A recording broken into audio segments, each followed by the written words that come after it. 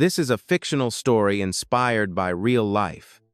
Camila Torres had exactly $40 folded inside her purse, and a 4-year-old boy asleep in the back seat of a car that barely started in the cold. 3 hours earlier, she had been walked out of the largest house in Thornfield Hollow, Massachusetts, called a thief in front of people whose coffee she had poured for 6 years. She did not argue, she did not cry.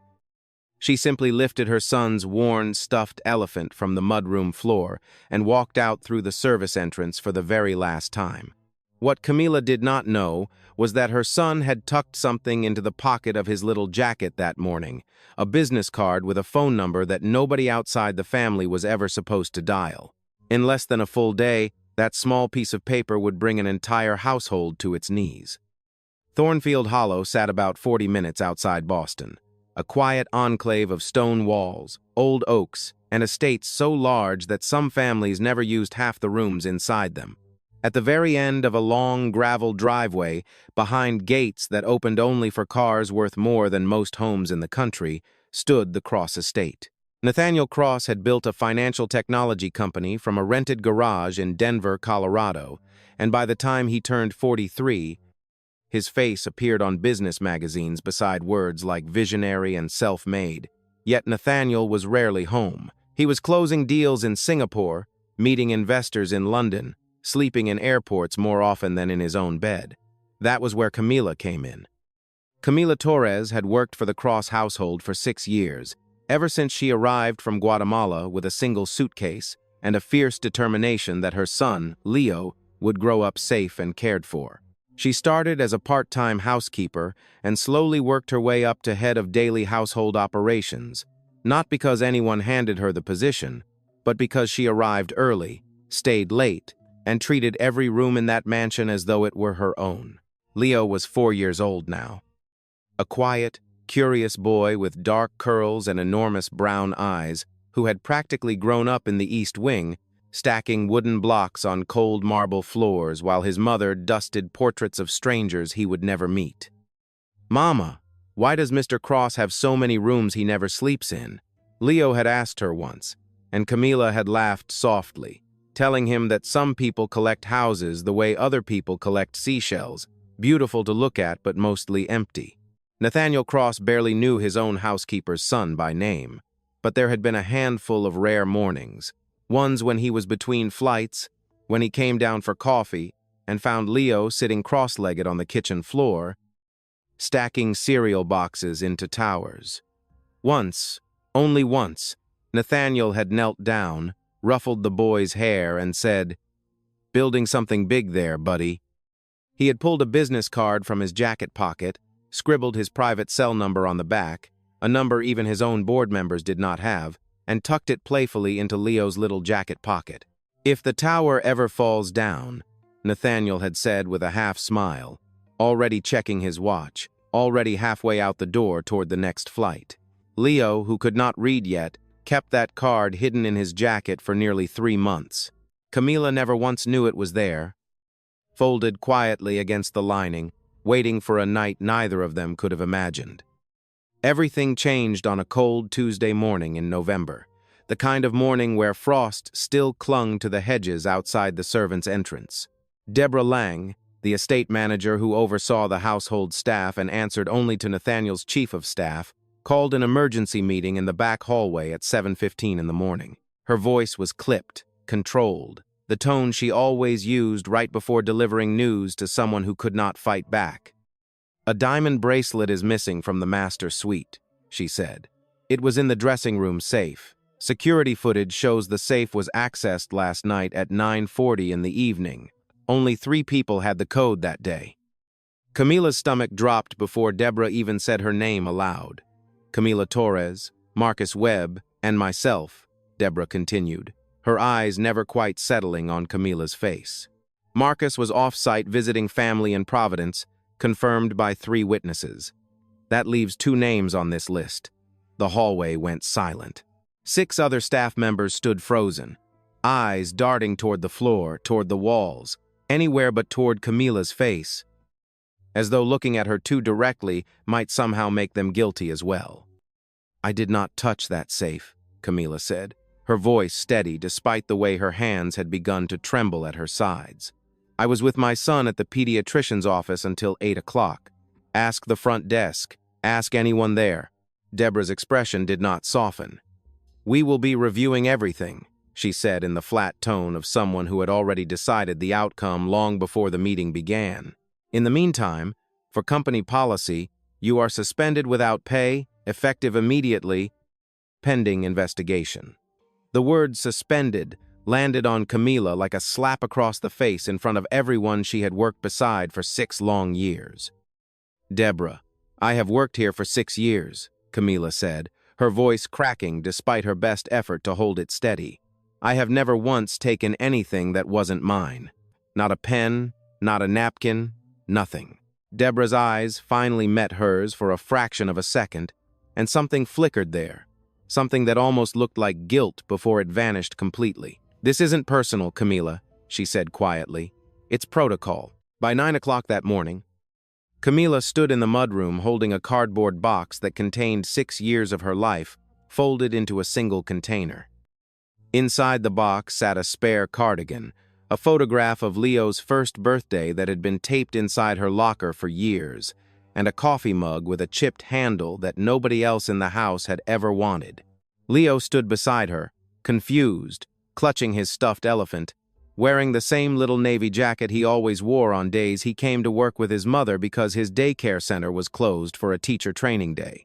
"Mama, are we going home early?" he asked, his voice small in the enormous marble entryway.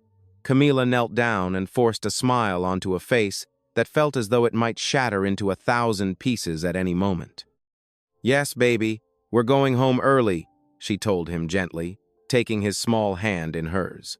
She did not tell him she had just lost her job.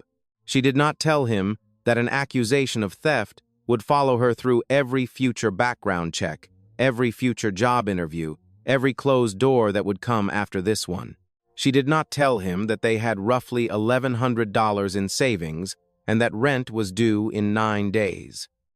She simply walked him out through the same door she had walked through every single morning for 6 years, and this time, nobody said goodbye to her.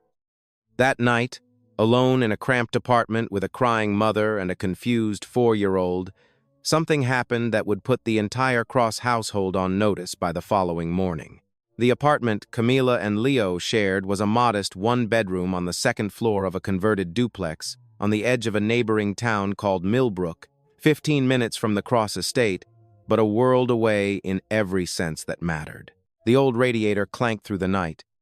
The hallway smelled faintly of someone else's dinner, but it had always been enough for them, until that morning had made everything feel uncertain.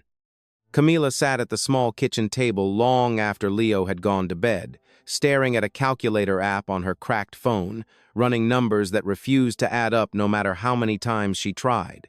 Rent, Leo's daycare deposit for 6 years of glowing reference for the very last line. She put her face in her hands and, for the first time since walking out of that house, allowed herself to cry freely in the quiet kitchen.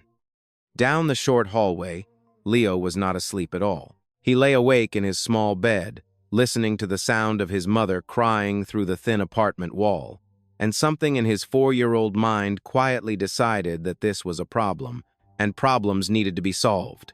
He thought about the tower of cereal boxes that had once collapsed on the kitchen floor, and how the kind man with the shiny watch had given him a card and told him, if the tower ever falls down.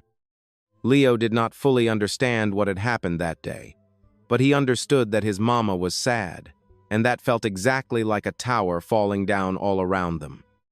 He climbed quietly out of bed and dug through the small pile of clothes on his chair until he found the navy jacket, pulling the slightly bent business card from the inside pocket where it had lived, forgotten, for nearly 3 months.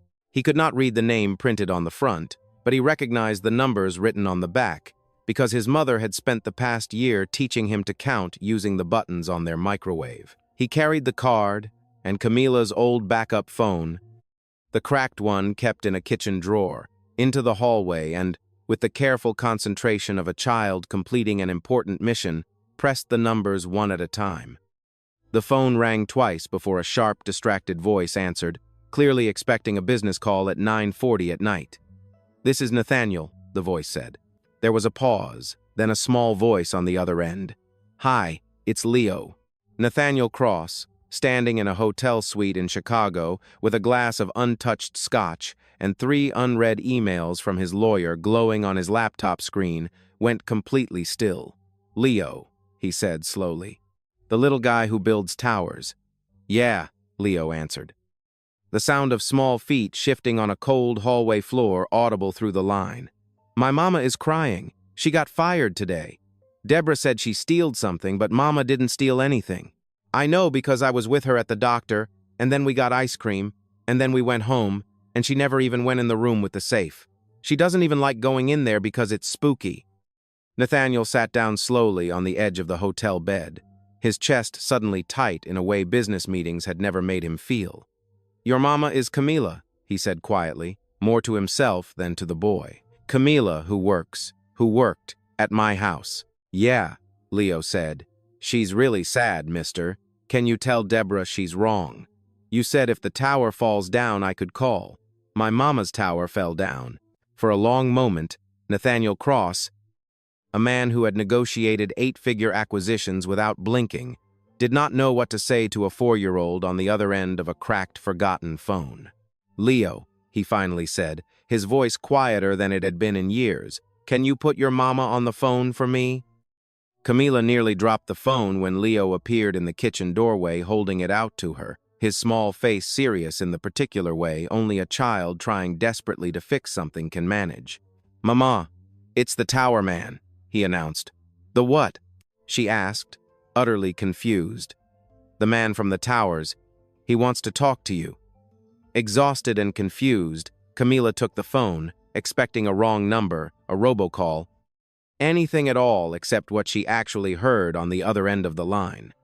"Camila, this is Nathaniel Cross," the voice said, and the room seemed to tilt sideways beneath her feet. "Mr. Cross, I'm so sorry. I don't know how my son got this number." She began, her voice tumbling over itself in panic. "Camila, stop," he said gently but firmly.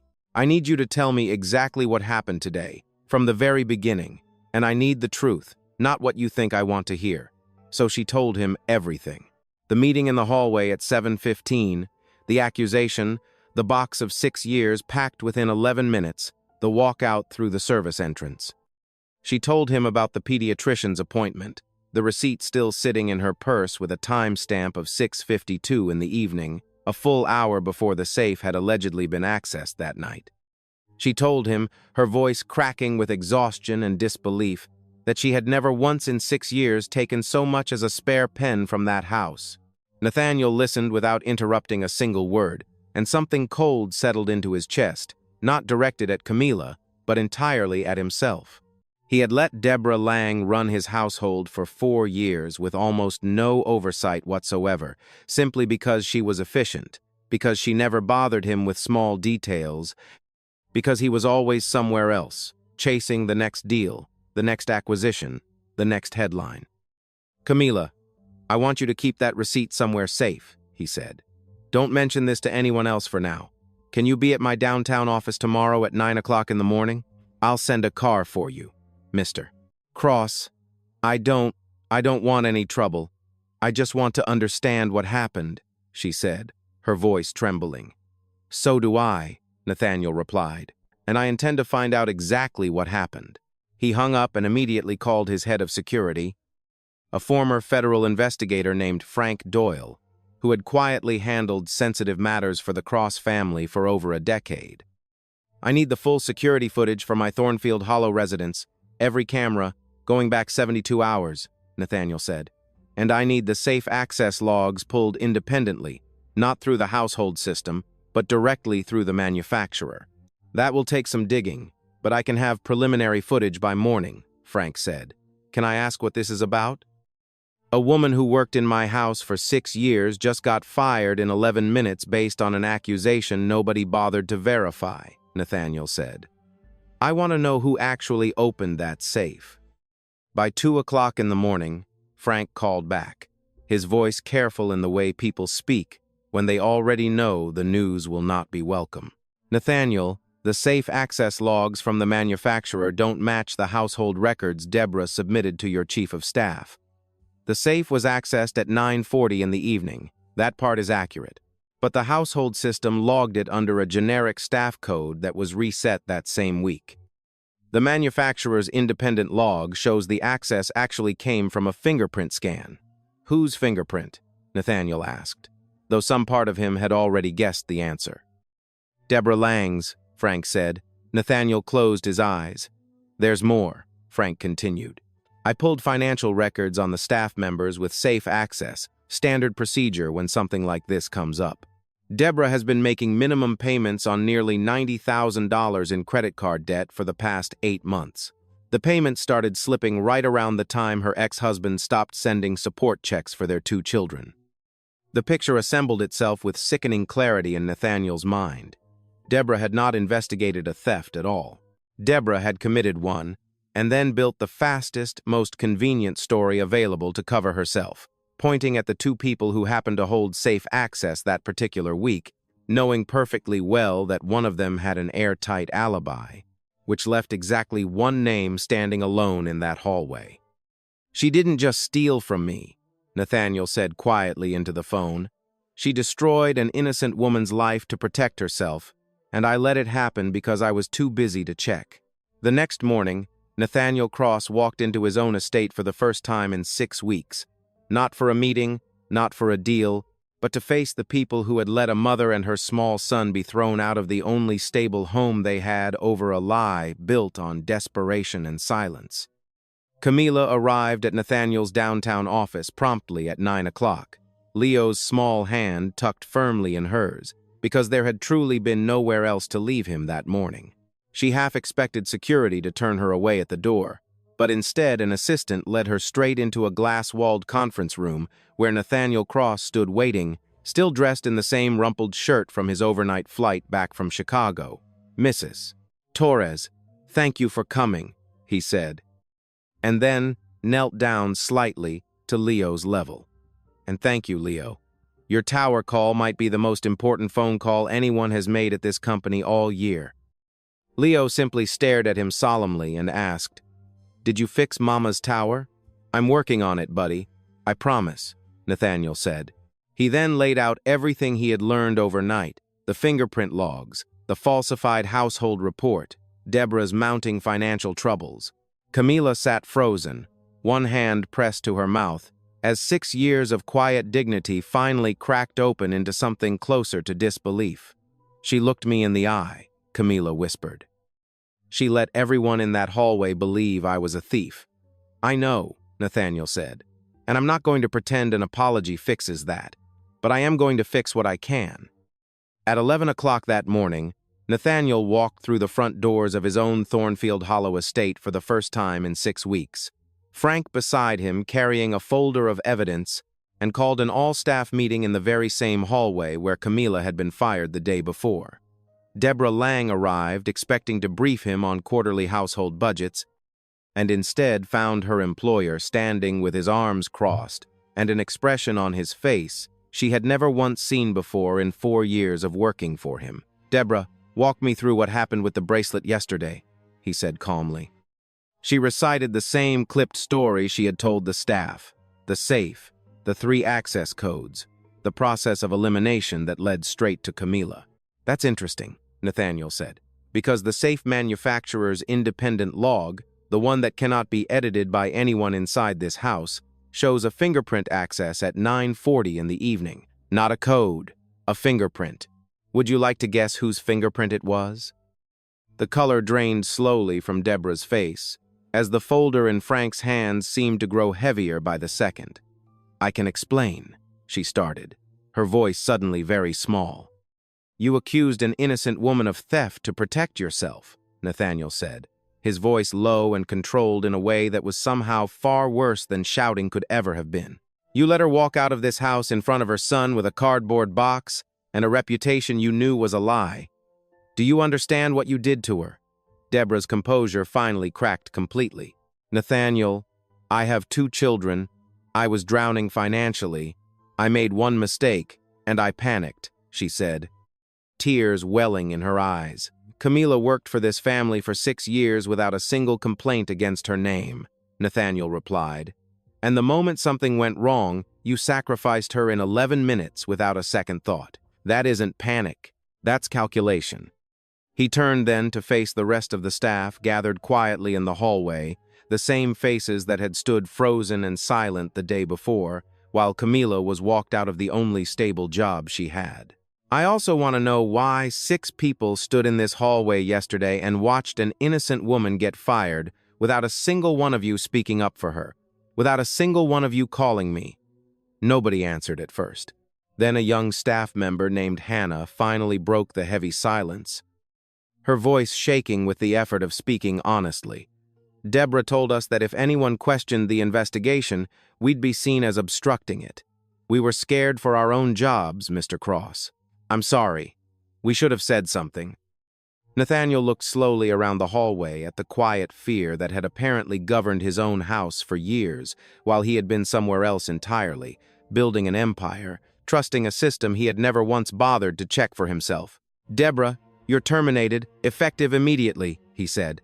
I'll be speaking with legal about what else this involves. Anyone who actively helped falsify records will be terminated as well. Anyone who stayed silent purely out of fear. I understand it. But this house is going to run differently starting today. By that afternoon, 3 more names had quietly been added to the list, including a household accountant who had helped Deborah reroute expense reports to cover the gaps in her spending, and 2 staff members who had known about the fingerprint scan and said nothing when originally questioned. In total, Nathaniel let go of 5 people that single day, dismantling a household structure that had gone unchecked and unquestioned for far too many years.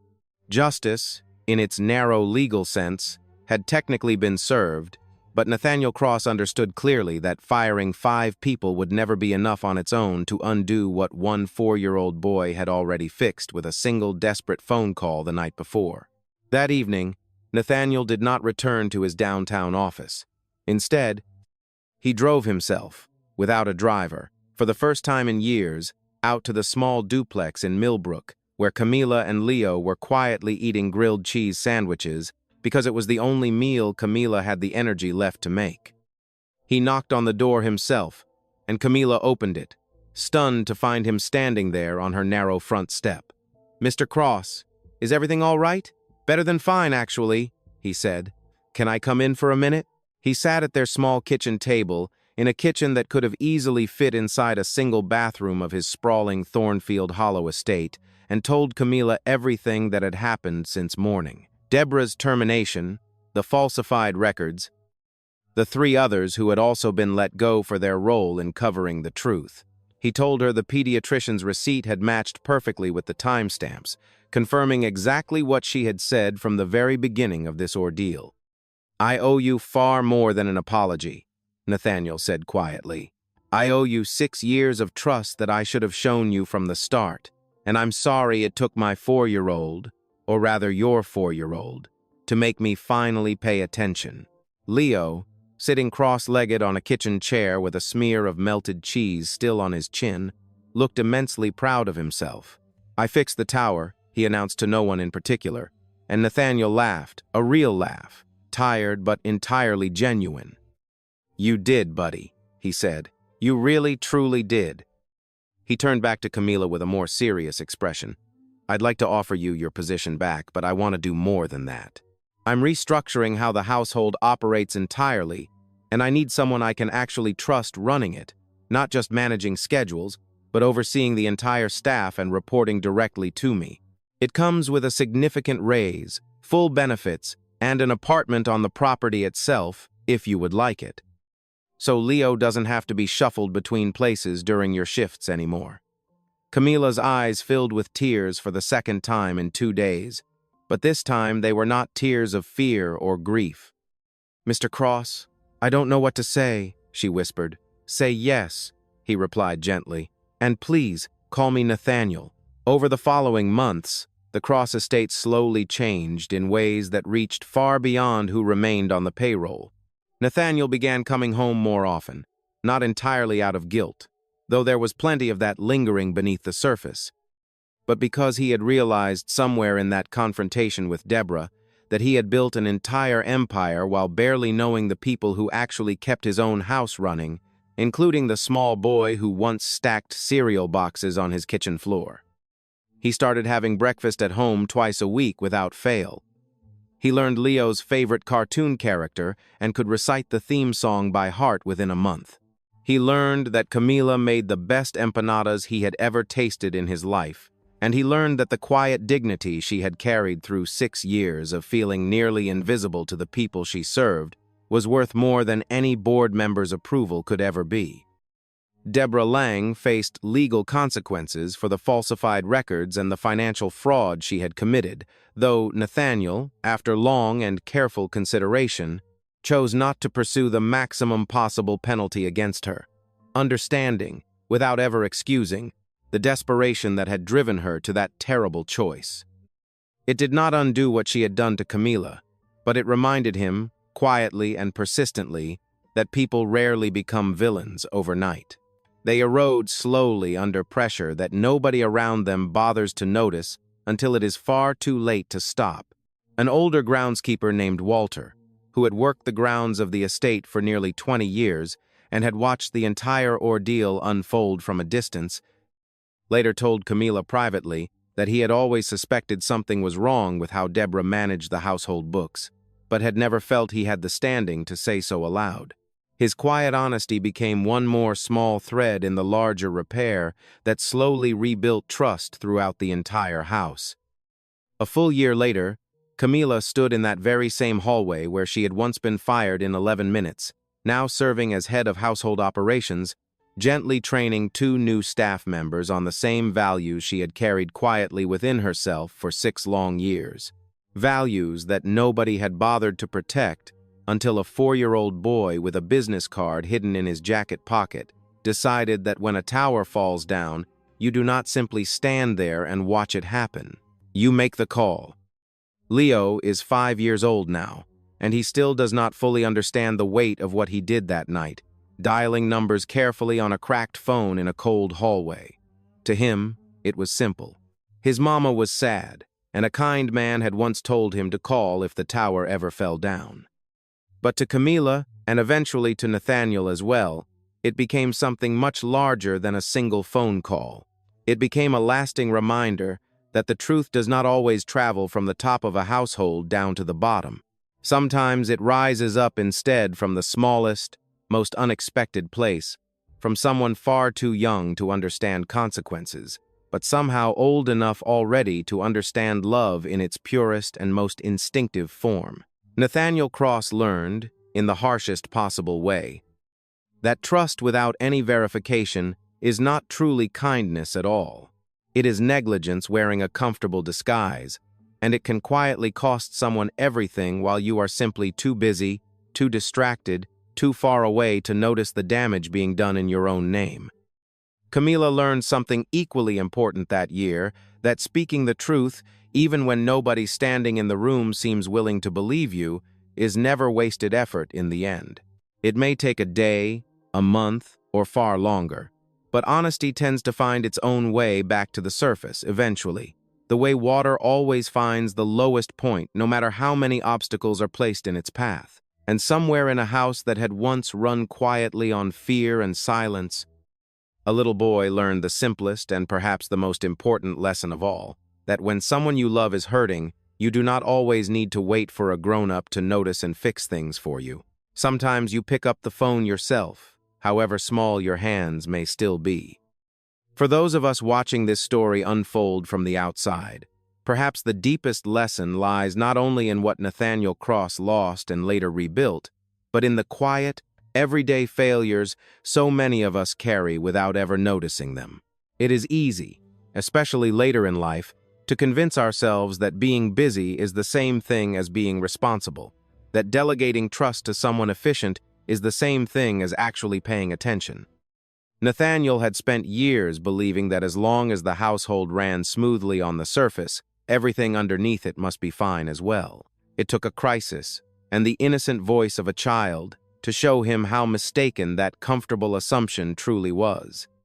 There is a particular kind of wisdom that tends to come only with age and hard experience, the understanding that the people who serve us quietly, who show up early and stay late without ever asking for recognition, are often the very foundation holding everything else steady, even when we barely notice them standing there. Camila's 6 years of quiet dignity were nearly erased in 11 minutes, simply because nobody in that hallway felt safe enough to speak up on her behalf. That silence, born from fear rather than malice, is a lesson many of us recognize from our own lives, the moments when we stayed quiet because speaking up felt too risky, only to regret that silence long after the moment had passed. And then there is Leo, small and unaware of the stakes, who reminds us that courage does not always announce itself loudly. Sometimes it looks like a 4-year-old dialing numbers he barely understands, driven by nothing more complicated than love for his mother. As we grow older, it becomes easy to forget that simplicity, to overthink kindness into something complicated and conditional. Perhaps the truest measure of a life well lived is not the empire we build or the deals we close, but whether the people quietly working beside us and the children watching us from kitchen floors ever have reason to doubt that we would come running if they called. That is the tower worth building, and the one truly worth protecting.